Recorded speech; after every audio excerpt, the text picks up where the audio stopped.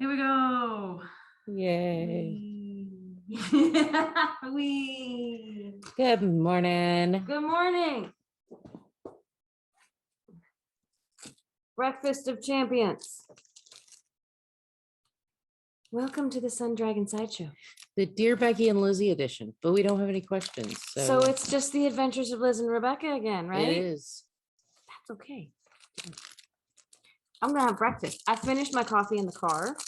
Chugged it on the way here. Gonna have breakfast. Hi, I'm Rebecca. I'm the owner. I'm gonna show this off, so I'm standing up still. I'm the owner of Sun Dragon Art and Fiber in hazy, foggy, probably gonna be a good day, Brevard, North Carolina. Liz, I'm the minion there. What's the weather gonna be like today? Sunny and 80 degrees. See? But it was all foggy, and I had to drive in behind people who were like, ooh, fog and hills and twists and turns, and yeah, it was fine. So. Oh my gosh, there's a curve in the road. Stomp on the brakes. So my easy eyelet yoke cardigan is done. I feel like on camera it's a little roughly on this side. I didn't see that. A little roughly on that side.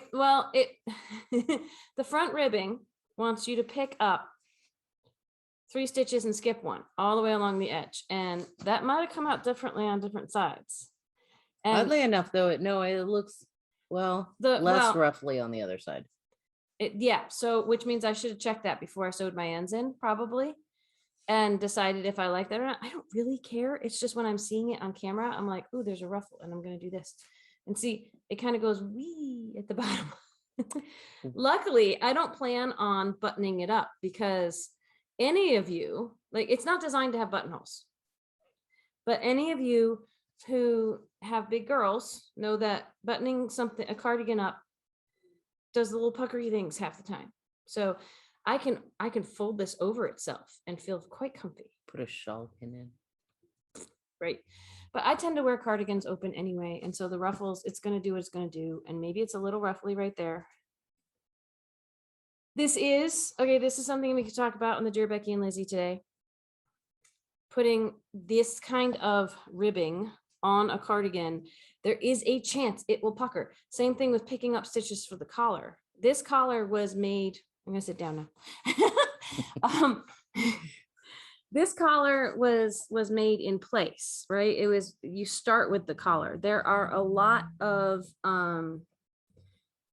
sweaters and cardigans that you go back and you pick up the collar later. And if you pick up 1 stitch for each spot you think you have a stitch for, it'll do what we were just saying here. It might ruffle a little. See, that's got a little bit of a curve to it. This had a little bit of a curve to it in terms of the increases. Like, it starts wider out here and increases as it goes in, and then it's straight down. And as we can see when I'm wearing it, it doesn't look like it goes straight down. It might be partially my curves. I don't know, but my mountain of projects here, things we were showing off to people in the shop. But to get back to this, so there are ways to potentially conquer that, right? Yes. Like Knitatude, Chantal said for this, she's recommending you pick up 1 stitch for each one on the ribbing on the edge here, each row, and then do 3 out of every 4 going down. And if you're paying attention and you don't like how it looks when it comes out, I mean, I'm really fine. It's the grand scheme of life. It's not going to upset me. The goal is to make it look flat, but if you pick up like every stitch, it'll get really, it won't be flat. Yeah. This has probably happened. The wibbly wobbly right here in mine probably happened because I should have skipped a few more stitches in here to kind of spread it out and even it out. But yeah, they'll want you to pick up not every stitch. And I could have spotted this on mine, and I could have gone back and done it again. And it depends on where your I don't care bar is. Yes. With a lot of knitting and crochet, it's more of an art form than a science. Oh, it's so much. Yes. It's yeah. Because there's no mathematical formula. There's thoughts and attempts at that, but we have people all the time coming in going, hey, how many stitches do I pick up for this, or cast on for this, or what is the formula for picking up stitches for a band? and it's like, you don't want to pick them all up, but Mhm. there isn't a specific. And when there's increases and decreases along the edge here, and you're doing that, and sometimes the pattern writer will say 1 stitch for every one across the back, and then on the slopey parts, like one slopey part will be 2 out of every 3, and then a different slopey part will be 3 out of every 4, and they will have figured out what works for them, and that may or may not work for you. And so sometimes, like for a couple of my sweaters, sometimes it's like, okay, pick up this many across the back, this many across the sides. That's what I'm talking about. This many here, but they don't tell you how to how many. They'll just say it's and then you have to, it's like picking up stitches around a shoulder to do a sleeve. I often tell people, I was totally ready to break this thing down into sections, because I was expecting it to say pick up 100 stitches along the edge, but then again, you could make this whatever length you wanted to, so that's not necessarily going to work. That might be too few, which is why she said 3 for every 4. Like if I'm doing a sleeve where you have to pick up stitches around the sleeve area, I will often subdivide as much as possible. So you start at the underarm, and up at the top is halfway. You might put a stitch marker there. Open close stitch markers are your friends for this. And then, so say it says you need to do 100, 200. Let's make numbers easy. 200 around the whole sleeve area, like shoulder sleeve hole. So from the bottom to the top, you need to pick up 100. But what if you're picking up 1 every stitch, and suddenly you have this huge gap and you only have 10 stitches to pick up? So I subdivide again. I'll put a stitch marker here and halfway on the back. And then between every stitch marker, now, if you've done it in quarters, you need to pick up 50. And if you're still like, I don't know if that's going to work, subdivide again. So every 1/8 of the way, you only have to pick up 25. So then if you're off, you don't have to rip as much out. You have a smaller goal to shoot for. Subdivide as much as you want. If you want to subdivide down to every 5 stitches, so you know how much space you have to jam 5 stitches into, perfect. So that's what I would have done if I was given a number for this. I would have put a stitch marker in the halfway point, and one in the quarter-way point, and the 3/4 point. And then if I still was like, I'm not comfortable with this, I would have spread it out more. Because it was just 3 out of every 4, like I may or may not have done that right. This yarn is really fuzzy, and sometimes it's hard to see. I was just randomly skipping at some points, and the 3 out of every the 3 out of every 4 up here would inevitably fall, like some of these easy eyelets fall right on the edge, and I don't want to pick up a stitch in the middle of the eyelet, so I was skipping the eyelets, but that might not have been my 4th stitch, so I had to fudge that. But honestly, the top looks fine. It's down at the bottom where it's doing a little dance, but it's where your I don't care bar is. Yeah, it really is, because I think that's what's making this slope out a little bit, is maybe I should have done it differently. But I am more happy that this is not curling like it was before I put them in. I almost wore this yesterday when I only had 1 band done, to show what it looks like with 1 band done and 1 not. But you can look on my Instagram feed and see that I tried to lay it out for pictures. I wasn't wearing it. But honestly, like that might be one of the few reasons I would try blocking this. I have not blocked this yet, is I might be able to shape up the band more. But I don't want to aggressively block it where I'm going to be yanking on it too hard, because that's going to lead more wobbles and it possibly not fitting right. Like right now, apart from the seaming, like the ribbing here, making it dance a little bit, I think it fits really well. Like it does.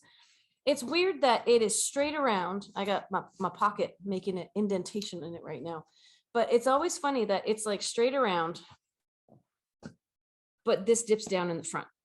And some of that could be picking up the seam.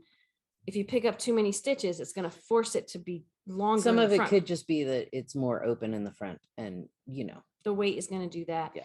You'd think my girls would pick it up. Like if I do this, if I lay it down like a proper cardi, it almost hangs front. Yeah. So that's something to keep in mind. If it's dipping down too far, like if I had little toggle buttons all the way up and down this, which could be super cute, but would also add weight to it. Yep. This comes straight. When I wear it open like that, it pulls it down. So keep that in mind. If you're like, it's something messed up and my front ends are hanging down, it's like, if you wear it open like I like to, that's gonna happen. Look at the casual look. That's wonderful. Embrace it. So I still haven't taken a bite of this, by the way. I don't think. Breakfast is the most important meal of the day. It is. That's why Liz has fruit. I had Fig Newtons. That's That's fruit. That's what we call fruit here. It's fruit wrapped in this nice little cake wrapper. So is this. Yeah. It's a Nutri-Grain bar. I have wonderful, decent breakfast food at home. And I was on a mission to change my cat's litter boxes over this morning so I could take it to the dump and have it be done with. Because I was also cleaning up my bathroom to try to remove traces of Maurice, my spider. So, I have somebody to kill spiders at home, and I still would have burned down the house if Maurice was there. She didn't even see pictures of how big he was, but because I didn't want to traumatize her. But I almost burnt my house down. But it's not my house, so I can't. I told my mom, and mom's like, "But it's a spider. It's like no big deal." And I'm like, "Mom, if it was a snake," and she's like, "Oh, if it was a snake, I'd burn the house down." But we all have our things. Like Indiana Jones was like snakes, right? Yeah. For everything else, he's fine. I don't know what my absolute I would burn down even the house I don't own would be, but it's not spiders. But this guy came close because he was like, yeah, ginormous. I was telling a friend he was like a North Carolina tarantula because he was that size, but he just wasn't fuzzy like a tarantula. You know, someone else said he's probably a granddaddy wolf spider. Just lost all of his hair, which makes me feel bad that my friend killed him, but my friend killed him because otherwise I never would have used that bathroom again. But shout out to Amy D. Thank you so much. She actually came home with me last night. I had left the light on and closed the door, and he was still in the same spot. I left him right over my shower. And she took care of him, and she's like, "Do you want to see the evidence before I flush it?" And I did, but I didn't. But I wanted, but then I was sure, right? It wasn't just that she's like, "I took care of him," when she hadn't. Not that I would have doubted her. So I now have the image of a dead spider on a piece of toilet paper seared into my brain. But it was also nice of her that she flushed him. Yes. Because, I wasn't sure what to do. I was ready to give her paper towels to like get him and dispose of him, but then he would have been in my wastebasket. And then, I would have had visions of him coming back to life and getting me in my sleep. I'm still concerned that either his ghost is going to haunt my bathroom or that all of his friends are going to come seek vengeance on me. And, I'll hopefully get over that at some point. I told people on text, my inner circle on text, that he was too big to kill. And he wasn't, but he did leave a mark on the wall that my friend had to clean up for me. He also left a mark where he fell after she whacked him. I didn't think whacking him would work. I thought he would just laugh at her.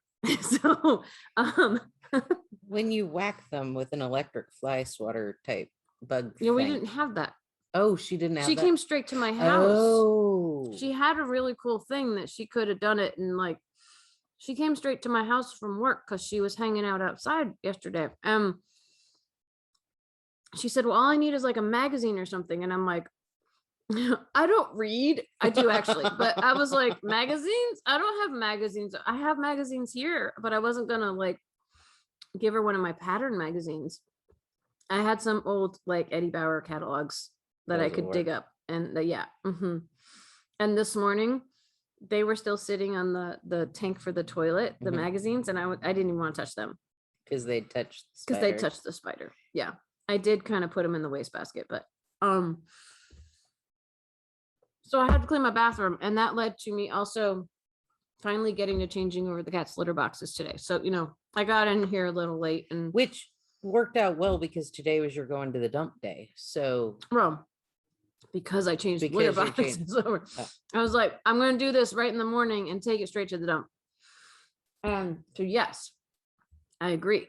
It wasn't, I've been planning to go to the dump all week and it just hasn't happened. But because I changed the litter boxes, I took 2 bags to the dump. So I got to use 2 green stickers. For anyone who doesn't live in the area, we have to put stickers on our garbage, so it's been paid for. But I did it. But see, I live by myself, so usually I take like 1 bag of garbage every couple of weeks. I don't produce a lot of garbage because I live here, basically. Yeah. And Liz feeds me while I'm here. Yeah. So it's only at home when I'm cooking, and that's producing a little more garbage than usual because I actually am cooking now, which is fantastic. But yeah, it means I don't go to the dump all that often. But today, and today they had put up, they usually had these little chains that are separating you from the big, huge dumpster. Yeah. And I guess someone just decided that was a safety hazard for the little olds. Oh. So they have these big bars that I was like, these are new. They're railings that are up. And the guy was like, yeah, they put those in over the weekend. And he said, I wish they'd left a little cutout. They left like a little space like this between each set of bars. It's Bernie. I'm just replying back. No, He has a question. If you need to, you do what you need to do. As long as it's not an emergency, you need to go home. No, I mean, if it was, she could leave and go home. It's our HelloFresh box. And he said, do you want me to leave the salmon in the fridge or put it in the freezer? You're getting your fresh box today? Sometimes we do. It's weird. He said the salmon's a little thawed. So I'm going to tell him just leave it in the fridge. My meat always comes not frozen. It comes refrigerated level when it comes. Anyway, we're tangenting on so many non-knitting things right now. But life. And I'm telling the story, not disparaging anybody that shops with us. But the lady that the guy who works there was like, I wish they'd left a little cutout for like, some of the little old ladies who come, because you have to, like, I was taking my cat litter bags. They were a little heavy, and I was like, uzuha, to get it in. And he's like, some of the people who come can't uzuha. He didn't use those words, but. And I said, I know there's a lot of those people in this area and I love them all dearly. But yes, if I have trouble hefting it, now I am not the most fit person anymore. But as you get older as well, it's harder. I think it means that the attendants just have to help out a little bit more. But, they look pretty. But yes, you gotta. Yeah. No, woo, when you take your garbage in now. So I would overshoot. I can just imagine a sign that at the dump that says, when you throw it in, you've got to woo. just go 1, 2, 3, and let go and see where it ends up. No, so that was my adventure this morning. But I had another friend who was like, I'll stop by on my way home because I'm gonna go by your house. And I'm kind of glad a friend came home with me because then I didn't have to walk into the house by myself. I was in that state yesterday. I was just like, nope. It was one of those, I didn't want to impose on anyone to come help me, but I knew I wasn't going to take care of it myself because I had visions of trying to whack it myself and it jumping on me. And if that was the case, then I would just not use my bathroom ever again. That's what would happen. Shout out to Donna. Donna was like, don't go home. Go home with Liz. Just don't go home. And that was tempting. But I have to have quasi big girl pants on, which meant at least going home. I probably wouldn't use my bathroom ever again, but at least go home. And luckily, like I said, it was in the same place that I left it. Mm-hmm. Otherwise, like Amy was ready to search the house for an hour and a half, or like at least the bathroom, to try to find it. And she's like, it's right where you left it. I was like, okay, good. I think I scared it to thinking I was watching it the whole day by leaving the light on. It's daylight. I do feel, as much as I hate spiders, I do feel bad that it's dead. I didn't want it in the house, but I do feel bad that it's dead. So, but my thought on spiders is like, I don't like them at all. But this is the most I ever talk about them in her presence. If they're outside, they can live their bestest spidery life outside. If they come onto the porch and start building webbies where I can walk into them, we might have issues. They're in the house, they're done. They're like, don't come in the house. It's not a spider house, it's a people house. And no. Well, see, and I live in the middle of the woods, and I don't clean my house enough to keep it under control. So I know there's spiders in my house because there's little cobwebby things all over the place that I try to stay on top of, and it's very hard. But that one was too big. And that one, like a little smaller, I probably would have tried to save it and chuck it outside. But that one was like, it was too big. It was too scary for me. Okay. We should talk about something other than spiders. We should. Like, we talked about this guy, right? And these guys are staring at me, and they kind of almost go with what I'm wearing. But we got a couple new colors of Encore, which is our workhorse. If you need something like mostly acrylic, machine washable, all that stuff. We finally have a Grello in the Encore, which is super exciting. That means I have to actually rephotograph some of this and get it online. We'll see. But this one's called Sour Apple, and it is definitely a Grello. Like, I'm wearing yellow, and this one has some green in it, right? They keep discontinuing colors, and so I keep having to bring in other colors, and I'm like, ooh, this would be a nice addition. It's not the color we need, but it's pretty. And this one's Boysenberry, which is like a deep fuchsia burgundy something. Yeah. What were we gonna say? Sorry. When we say they keep discontinuing colors, they keep discontinuing normal everyday colors, and then they make fun, crazy ones. Like, we don't have that many good browns anymore. People come in and want to make a teddy bear. We don't have teddy bear brown. I can't get it in this workhorse type of yarn. That would be fantastic. Somebody decided nobody makes teddy bears anymore. Nobody. I'm sure that's the exact sentence they said when they discontinued a brown. It's like, no one's gonna make teddy bears anymore. Let's just stop. Reds. It's just so crazy. They're like colors you would think that they should keep because they're normal everyday colors. Nope. I'm pretty sure.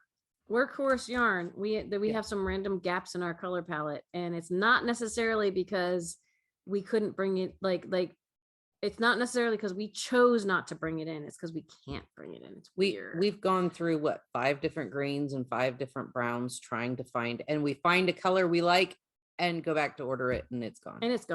But I will say, on the flip side of that, it's still not going to be a color that someone is going to walk in wanting an exact shade of a color, and we're going to show them every single green we have, which is like 10. And they're going to go, nope, it's between those 2 colors. And I'm going to say, magic unicorn yarn, I'm sorry. If you're looking, but I want it. So, if you're looking for magic unicorn yarn, you might as well take up dyeing and do it yourself. Because I'm looking for this specific shade of green, this specific shade of blue, this specific shade of red. Either they're older, like the Dutch blue on the windmills and stuff. They're older colors that aren't dyed anymore. Nobody thinks about those. Or we have it in one thickness and not another. Yep. And if they say, but it has to be this thickness, it's like, I can't do that. I can't magically, I don't have the wands from Harry Potter. I can poof, make it for you. So I wish. That would be so cool. Be like, come up and say, I need this yarn. Poof, there you go. Yeah, that'll be $7.50 for that skein. Yep. That'd be nice. I will keep trying. And then we have so much yarn here, and we're not going to have the color someone's looking for. I don't think that, like, sometimes the colors just don't exist. That's true too. Or they existed 15 years ago and now they don't. Or they might exist in 15 years in the future. Only exist in someone's head. Yeah. I've been looking for fabric like that. Like, I know in my head what I'm looking for. It doesn't exist, but I still have it in my head. That's when you have to take this and put it there. But as an artist, there's so many times I have thought of something in my head, and when I try to draw it, it doesn't work. It just doesn't work. So the cool thing is with fabric, you can go to Moonflower and if you upload a picture and they'll print it. If you're willing to pay enough money, if you design your pattern, they'll print it on fabric. Costs a lot, but it's a possibility. With yarn, it's not there yet. You need to diet yourself and have fun trying it 6 million times before it comes right. Yes. So, no, I didn't bring in my crochet piece today, my Charlotte's Universe, because it's so big and hard to take back and forth now. And I haven't really done enough progress to noticeably show y'all. Like, I got through the stuff I ripped out and finally put back in right. And I started the last row of section 11. And that was my other story from this morning. I started that last night and got like this far, putting the tops on the flowers. And I was about to go film and I went, I think I'm doing this one a little wrong too. I realized I was doing like the tops wrong. So I ripped that out. I was going to make my video, me ripping out and then starting again. And after I finished filming what I did post, I realized there's still a beginning part on the beginning flowers. I'm not doing quite right, but it looks fine. I'm not going back again. But the cat intruded on my morning meditation, and that's what I put up. Like, I'm filming, my coffee's here, I'm filming. He just walked right across and sat, because it's a blanket, right? And sat on the blanket in the camera frame. His butt's in the camera frame. And I'm just like, how far can I get before I have to yank it out from under him? Avi would never intrude on welcome to my morning, right? And so I'm still getting, it doesn't look much bigger. It will look really awesome, but hopefully next Tuesday, I'll work on it a little this weekend. If you want to see pictures of how it's coming, it's on my Instagram and Facebook feeds. And I'm just starting to get these flowers. There's so many more flowers to do than there was the first time I did them. So it's going to take me a little while, and we're going to see how much yarn I eat up. But that's the end of section 11. And there's 12, 13, 14. I think everything's out now, but I'm still back on 11 because I made some hats. But but I will keep working on it, so I have something to show y'all. I might only bring it in once a week instead of having it hauling it back and forth every day, because I'm taking too many projects back and forth. There's some projects that have been sitting at home for a while. So not a thing. But look, I finished a sweater. Like, and then I said, but that means I can start another one, right? We both like haul a bunch of projects back and forth every day. Because you never know. It's like, it's inevitable that the day I don't bring a project in is the day someone asks about the yarn that I'm knitting with at home. It's gonna happen. It's just like, I left my Feederbrook shawl at home yesterday, and somebody was wondering about color changing and now you know my pain, because I've known your pain. I just, because then you're like, oh, but I should have. When I cleaned on Monday, I piled all of your projects all nice and neat right there. I mean, it's still a pile. Yeah. But I cleaned up a little bit because your projects and my projects were somewhat intermingled. I actually didn't fully, that bin still needs to be untangled from some of your stuff, but I tried, and then I got tired and went home. So people ask, did you make all these things? And I'm like, Rebecca made the ups. I made part of the downs. Like, if it's in a pile, we don't have enough space for all the things we've made at this point, which is a blessing and a curse. And so we try, but the crazy thing is, you try to put what you think is the prettiest and the most like eye-catching or the most fun up on display, but then someone really wanted to look at what was stuck in the bin, or they'll find it in the bin. Sometimes people dig through our crap that's on the floor, and we don't even give them permission to charge $500 for a shawl that's just laying on the floor that everyone's touched. Yes. And I'm like, it's July. I'm not wearing it now.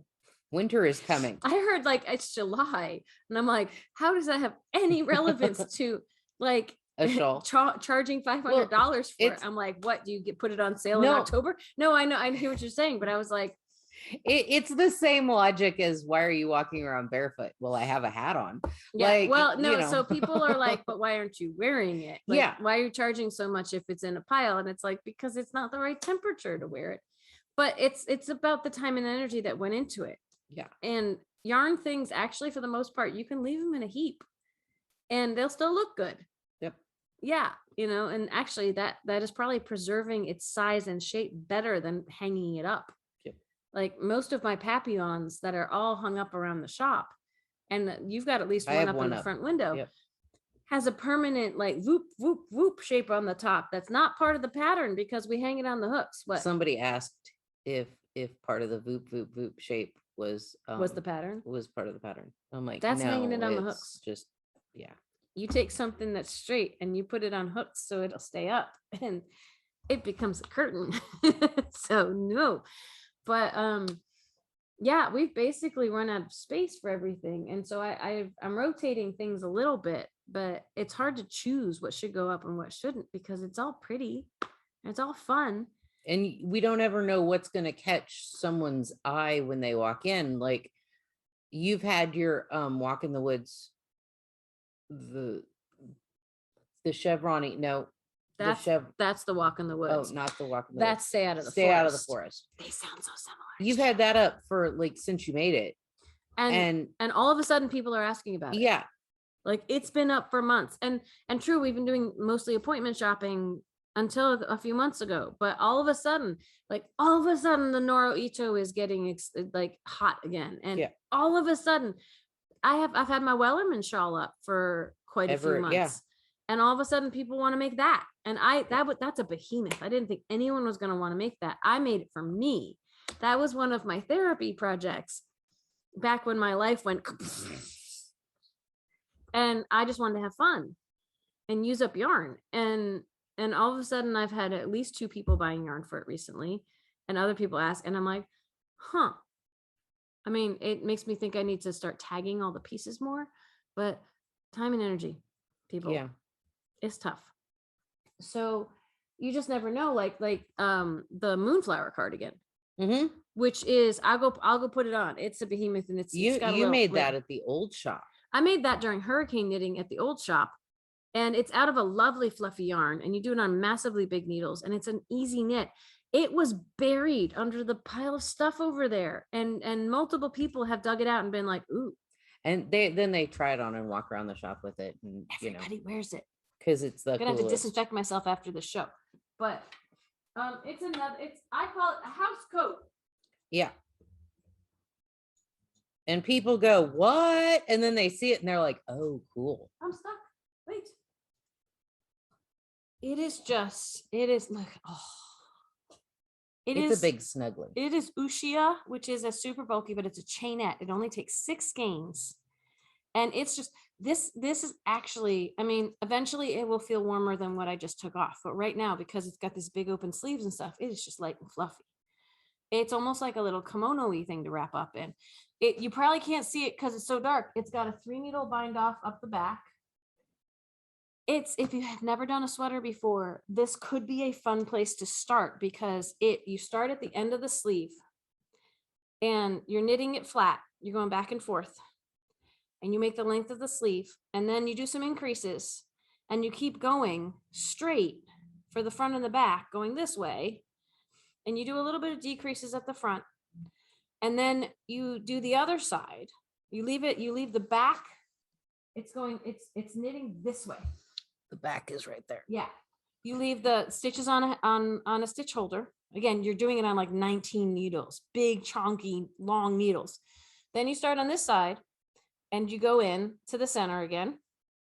You do a 3-needle bind off up the back, and you seam here and you seam here. It doesn't have a lot of fanciness going on in it, but it is lovely.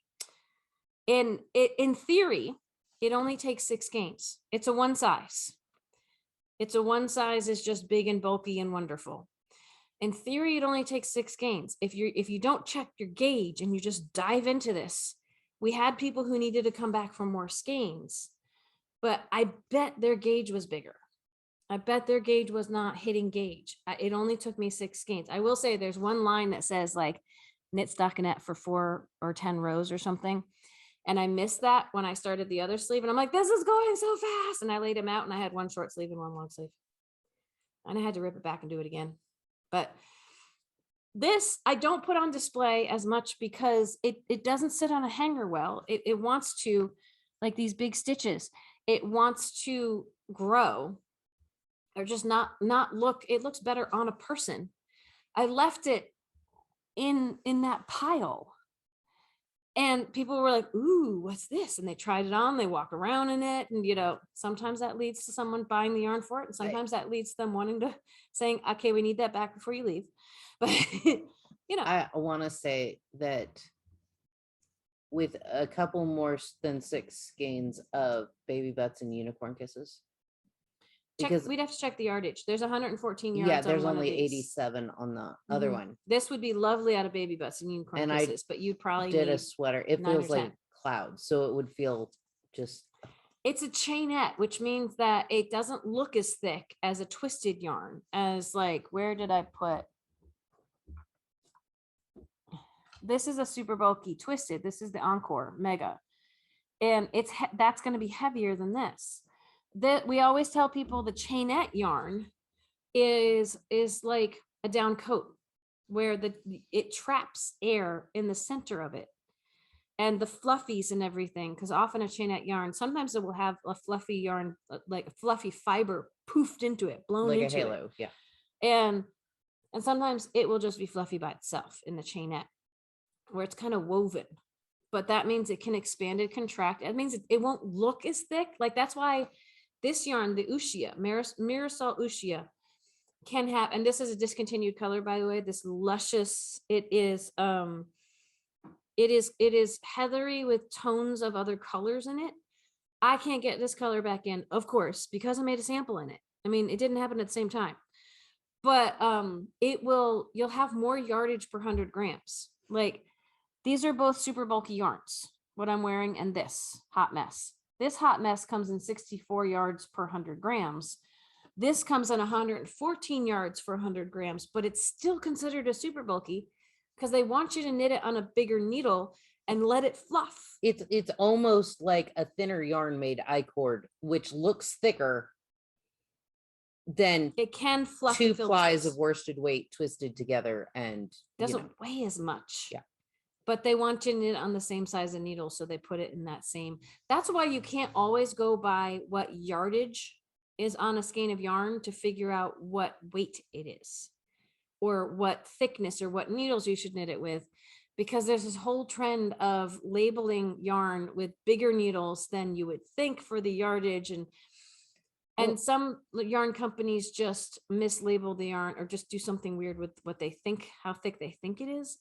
So and like plant fibers, we don't have a lot of super bulky cottons or whatever. Because those are just going to be freaking heavy. They're going to weigh more than wool, just without even doing anything to them. And the thickest cotton we have is bulky or chunky, and we use the word chunky to mean less than super bulky. It's the bud. And we do have a chainette cotton, and it is lofty and wonderful, but it is worsted weight. And they don't tend to make it bigger. The bud is 100 yards, 109 for 100 grams. And this is 114, but it's considered a much thicker yarn. Yeah. And some of that's the fiber, and some of that's the construction. And we could go on all day because we are geeky nerdy when it comes to yarn. Yeah. But when people come in wanting to make like a super bulky or jumbo baby blanket out of a plant fiber, you will smother your child. It'll be a weighted blanket. Yeah, which I wouldn't make a baby blanket, but we don't have that in the shop. You might find that somewhere. You're more likely to find it made out of a synthetic or a wool or a chenille.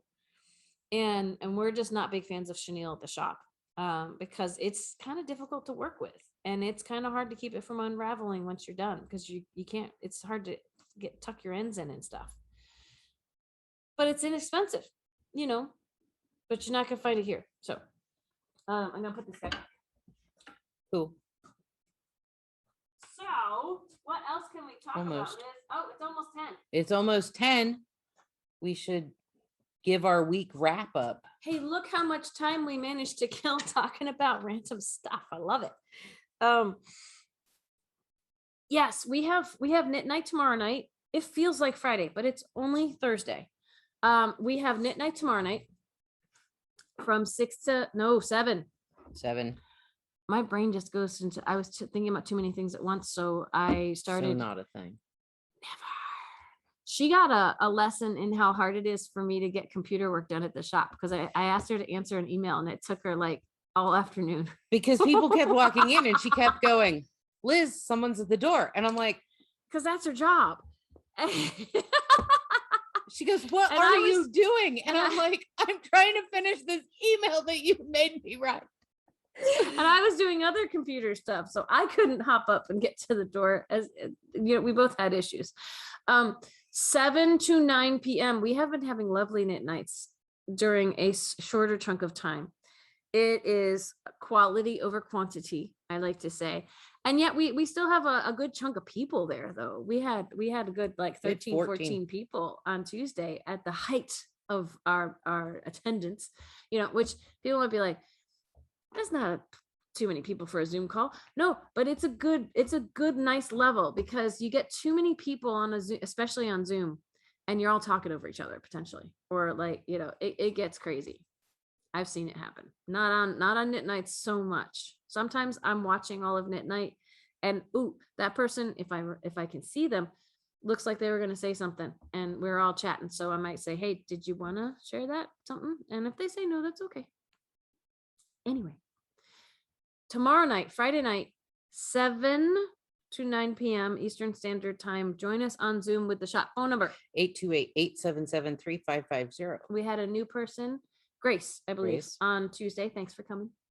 And we have people who come and go, and we have some people who are there a lot of the time, and then we have newbies, and it's all fun, I find.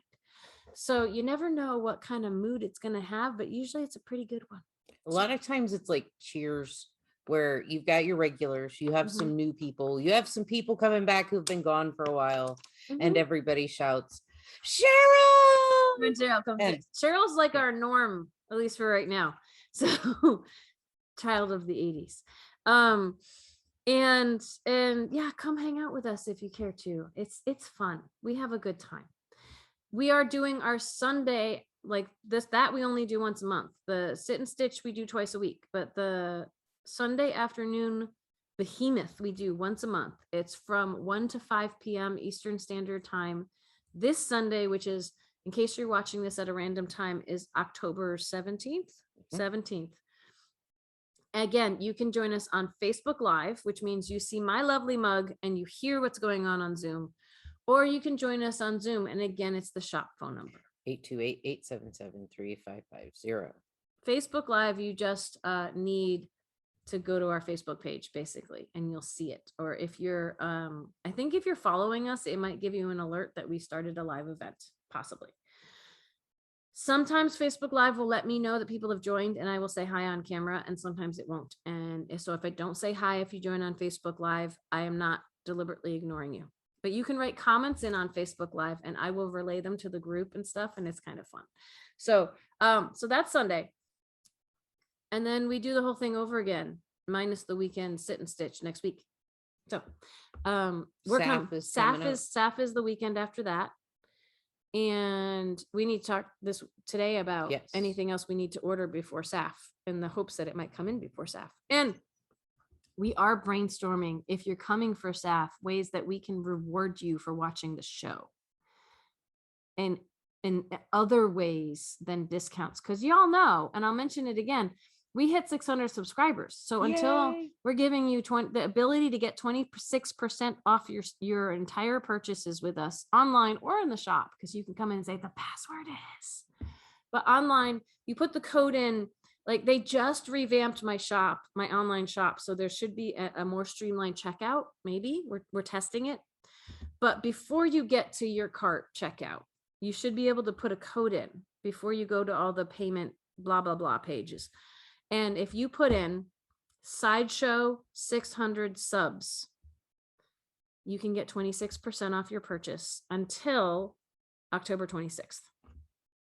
So, what if there's anything else I was going to say, I've totally lost it now, but you know, save money, spend money, support us on Patreon. If you haven't subscribed yet, you could be helping us get towards the next subscription level discounty thing. Super fancy words I'm using 700. today. We're going for 700. 700. The next goal is 700. Now that we've hit 600, yay, we have a new goal. Always.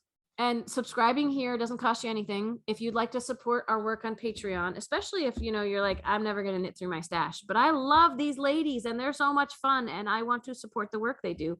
We have an account, patreon.com/sundragon. As little as $3 a month, as big as 50 right now is the highest we go. Anything in between that you want, certain levels get swag, and which is like stickers and mugs and other things. If you stick with the program for at least 3 months, it's all explained over there. And no matter what level you subscribe to us, we will put your name at the end as being a patron. So we need to go open the shop. Yes. Thanks for listening to us meander. We already said bag of squirrels for Tuesday, so we'll call this something else. Meandering. Sure, something like that. The word meandering will probably be in it. Meandering, we love y'all. Squirrels. Maybe. Have a good weekend. Bye. Join us if you can. Bye.